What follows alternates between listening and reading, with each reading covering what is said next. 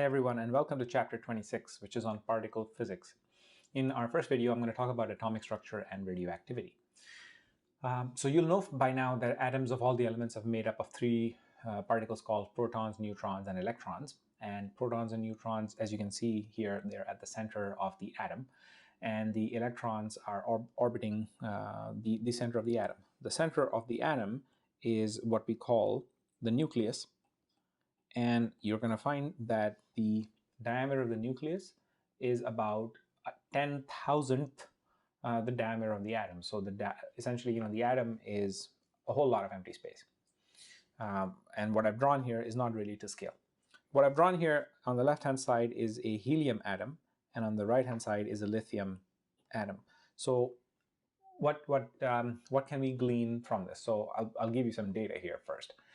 So protons and neutrons, so one proton and one neutron, have we say that they have one atomic unit of mass, right? So we'll call them 1U, and in terms of SI units, it is a very small mass. So that is the mass of we call it one atomic mass unit, and that is the same as the mass of a proton or a neutron.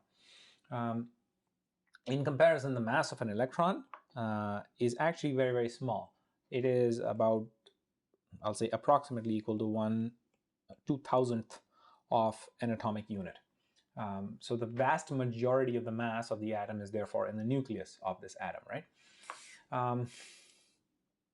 What we also know is the electron also carries, and I'll use a different color for this, the electron carries a charge of 1.6 times 10 to the minus 19 coulombs, right? So it carries, and it's simply referred to as 1 minus 1e to denote that it's a negative charge.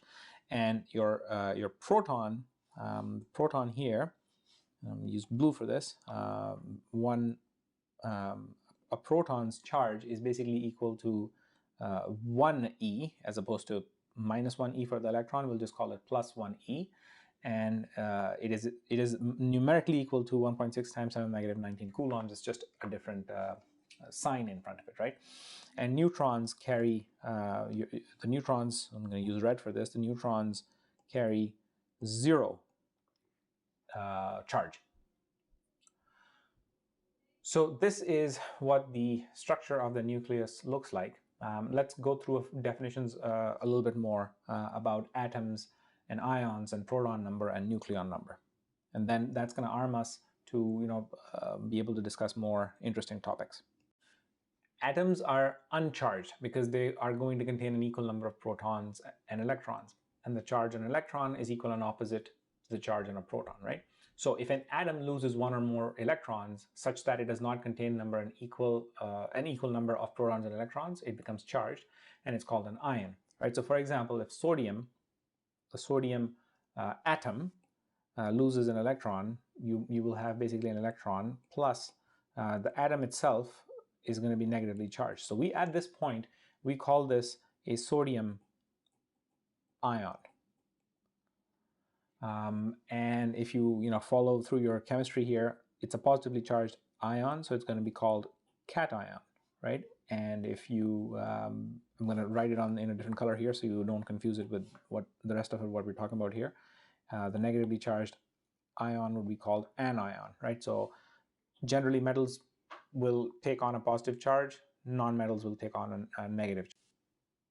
So here I've tried to write the opposite situation. In this case, chlorine gains an electron, so it has an excess of a negative charge, and it becomes a chlorine ion.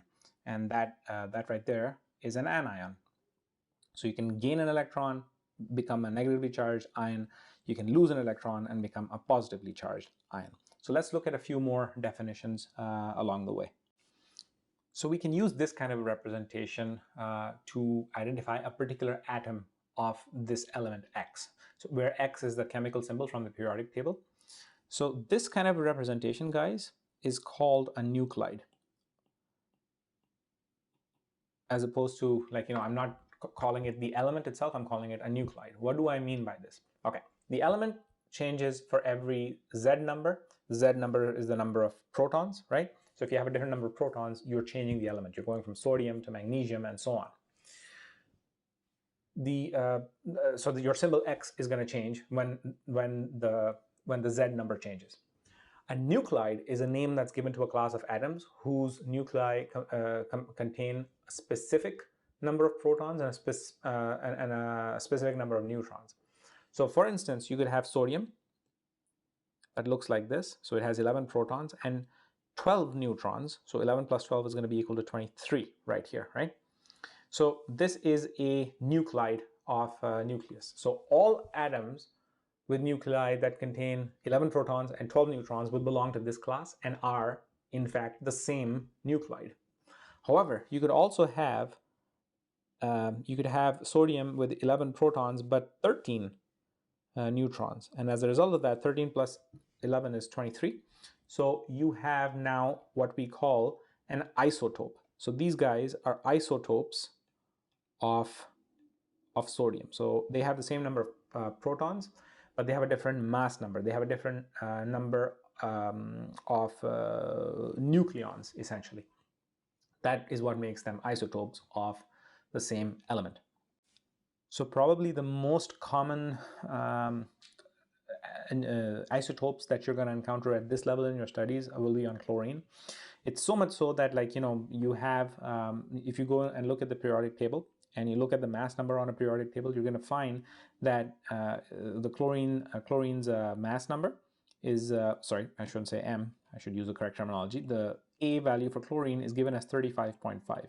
That's because about 25% of naturally occurring chlorine has this nuclide. Sorry, 75%, I beg your pardon. 75% has this nuclide, and about 25% of naturally occurring chlorine has this much, has a nucleon number of 37. So it's really interesting. Chlorine 35 and chlorine 37s are said to be, isotopes of chlorine. So essentially, isotopes are different forms of the same element, which have the same number of protons, but different number of neutrons in their nuclei. Some elements have many isotopes. Others have a few, right? What you'll find is, so one if you ever get into, like, nuclear engineering, anything like that, the one you're going to most commonly encounter is hydrogen, right? So you're going to have hydrogen 1. You're also going to have deuterium. You'll have hydrogen 2, and you might have tritium also. You might encounter that as well. So tritium is you have 1 proton and 2 neutrons. So I want you to just remember, the term isotope is also used to describe nuclei with the same proton number, but with different nucleon numbers. You might also encounter the term nuclide, as we just did in the previous slide. So that is some definitions that I wanted to get through. Now that we've done that, we can start talking about more interesting things like radioactivity. Some elements have nuclei which are unstable. The combination of protons and neutrons in the nucleus is such that the forces acting on the nucleons don't balance. And we'll talk about what these forces are in subsequent videos, but just go with that for a second. Now, in order to become more stable, you have to release particles, or you have to release electromagnetic radiation. Such nuclei are said to be radioactive, and this emission is called radioactivity. So it could be a particle that's getting emitted or radiation.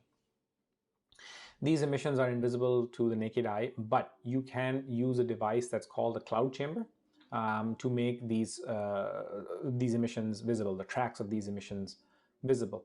And when this was first being studied, they identified that there are 3 different types of emissions that are occurring, and they're alpha particles, beta particles, and gamma radiations, and all 3 of these emissions are originating from the nucleus. So let's take a look at each one of them. I'll start off with alpha particles. So folks, an alpha particle is essentially a helium nucleus, and because it's just the nucleus, it's actually, you got to write it like this. It's got a positive 2 charge on it, right? Because there's no electrons there. It's just 2 protons and 2 neutrons, so therefore it's going to carry a plus 2e electric charge. We find that these guys are traveling at about 5% the speed of light. So that's their velocity. So it's about, we're talking about 10 to the 7 meters per second. That's a property that I wanted to just highlight to you. That might seem like a lot, but in fact, alpha particles are the least penetrating of the three types of emission. So you can, it'll pass through a thin piece of paper, but it's unable to penetrate a thin card. So its range in air is a few centimeters. So it's a few centimeter range in air. It's important to say in air. Now, because these alpha particles are charged, they can be deflected by electric and magnetic fields, right? So again, it's identical to the nucleus of a helium atom, and it can be written as that. Sometimes I've seen in some books they write the 2+ up there. Sometimes they omit the 2+, so they just write helium, 4 on the top, 2 on the bottom. All right, so as the alpha particles travel through matter, actually, sorry, let me write the other piece down. So they are deflected by electric and magnetic fields. All right, so as alpha particles travel through matter, right, they're going to interact with nearby atoms, and they'll cause them to lose one or more electrons. The ion that it's created and the dislodged electron are then called an ion pair. The production of an ion pair is going to require the separation of unlike charges, right? You're talking like, and remember, unlike charges want to attract. And therefore, this process is going to require energy. Where is this energy going to come from? Well, alpha particles, think about it. It's a helium nucleus, right? So it's relatively speaking, it has a large mass and a large charge. And as a result of that, they're very efficient ionizers. They can produce as many as 100,000 ion pairs for every centimeter of air through which they travel. Consequently, because they're doing this, they're that massive, they're hitting all these other particles that they're interacting with, they're going to lose energy relatively quickly, and they have low penetrating power. And that is why they only have the range of a few centimeters in air. So when the nucleus of an atom has emitted an alpha particle, we say that it has undergone alpha decay. As a result of that, the nucleus is going to lose 2 protons and 2 neutrons in this emission. Let's look at an example. We'll look at uranium-234 as an example. So here, uranium-234 is an example of an atom that might emit an alpha particle, right? So the alpha particle gets released. There's your alpha right there, right? Also, some energy is getting released. But where's all the rest of the mass going? There's still 90 protons, right? And 230 nucleons essentially to account for. So what happens is, you have 230 here. We'll write 90 here, and what we find is the uranium is actually getting turned into thorium. So in this scenario, what you say is that the uranium is the parent nuclide, and the thorium is the daughter nuclide.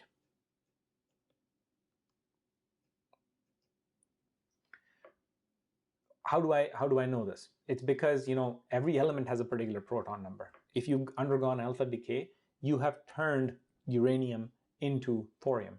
You have basically undergone transmutation. In some books, you might see this terminology used for it: transmutation. You've changed. Like the medieval alchemists, what they were trying to do. Well, they were wrong, but essentially this is what alchemy looks like when it's supported by physics. You've turned one element into another element. What we also find is, just because you have the same number of neutrons and protons, we're conserving that, right? So the 4 plus the 230 is equal to 234, and the 2 plus the 90 is equal to 92. That's fine. But there's something else that's happening. If you actually took the atomic weight of all of these nucleons, you're going to find that the atomic weight of the decay products is less than the mass of the parent nuclide. So the energy that you're seeing here, the energy equivalent of the difference in the mass, that is where did that go? Right? It's you had to have some kind of kinetic energy where you would separate the alpha particle and the recoiling daughter nucleus from each other, right? And produce some kind of a gamma ray photon or something like that. So there's no longer conservation of mass, but there is conservation of mass and energy together. You also need to have linear momentum conserved in this kind of a nuclear reaction, right? So the same amount of energy that's released in the decay of each nucleus of uranium-234, it's going to get converted into the kinetic energy of the alpha particle and the recoiling daughter nucleus. The alpha particles emitted from a particular radioactive nuclide will all have the same kinetic energy. So that's the important piece here, right? So I'm going to write that. Let me write that on the next slide here because you've run out of space.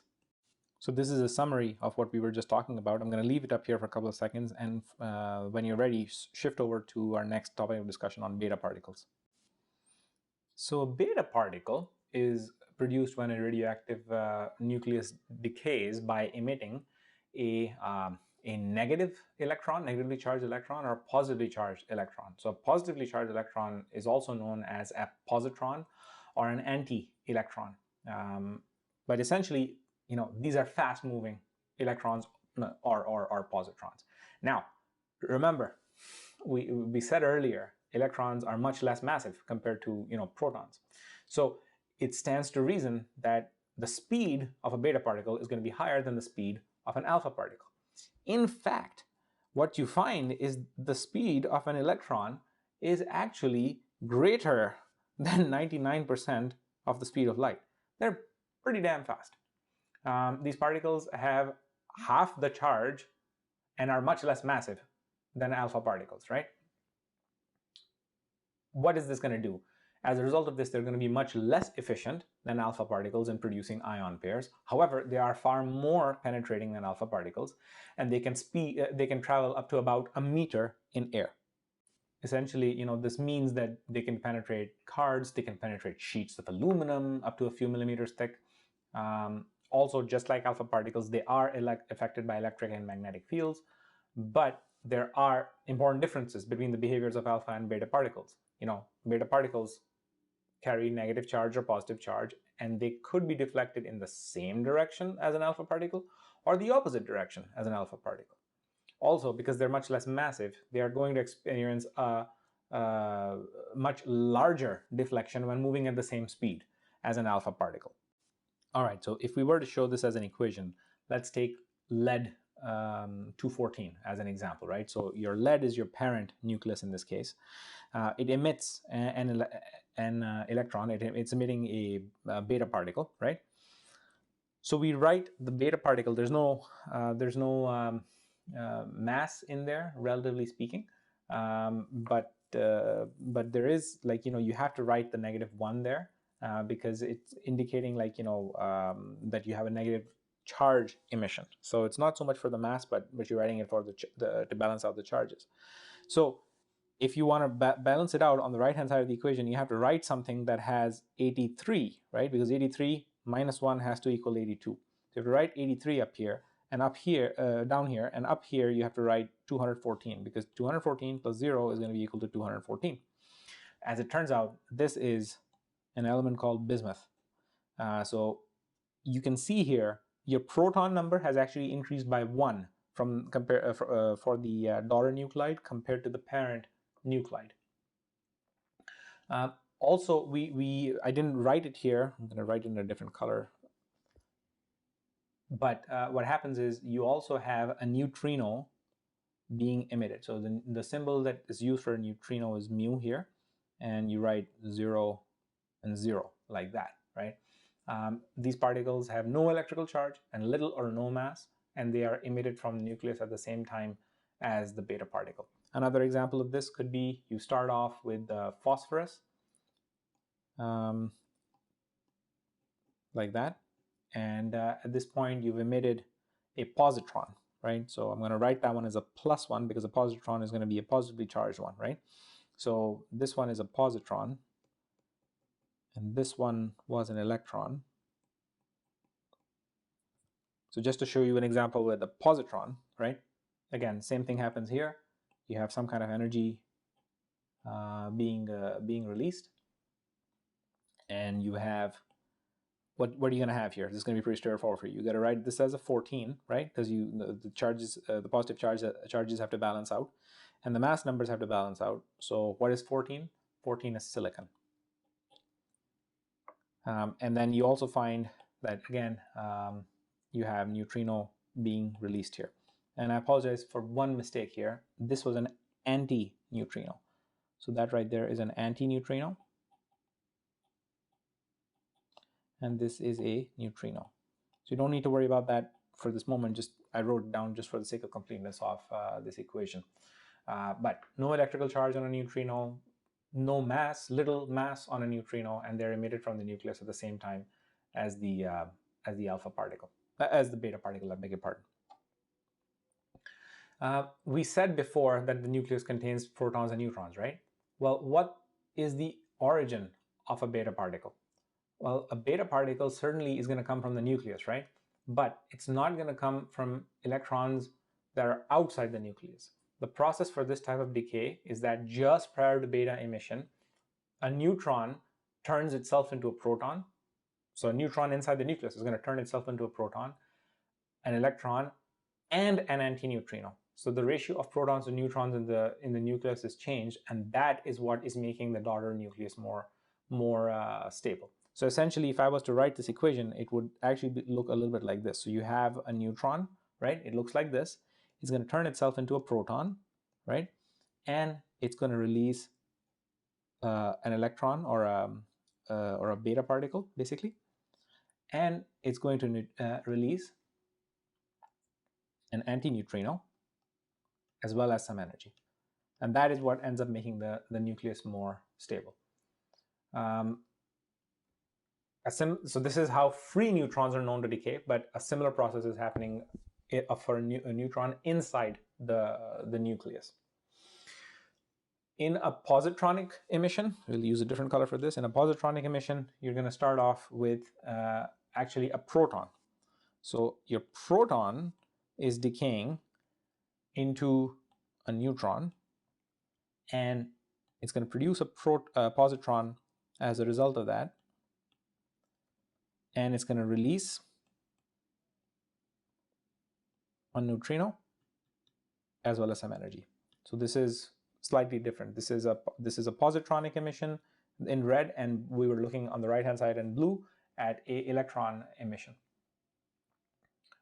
And as a result of this, your positive electron and your neutrino are getting emitted from the nucleus, and you have one extra proton in the nucleus and one fewer proton in the nucleus.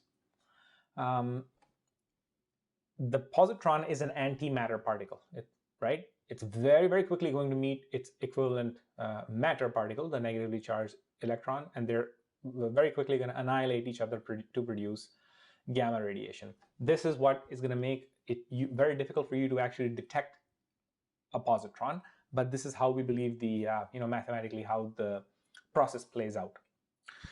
So the atomic mass of your decay products is less than the mass of the parent nucleus, right?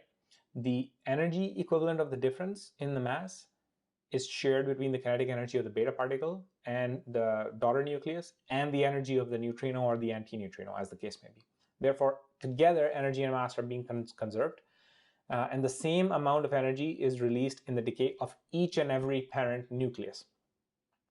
However, the electrons that are emitted from a particular radionuclide do have varying amounts of kinetic energy. This amount of energy is going to depend on the total energy that's this amount of energy depends on the way that the total available energy is shared between the electron and the neutrino. But the sum of the electron's energy and the neutrino's energy should be constant for a particular nuclide. All right, so that brings us to the end of this video. I'm going to continue our discussion on radioactivity in the next video, so I'll see you there. Thank you for watching.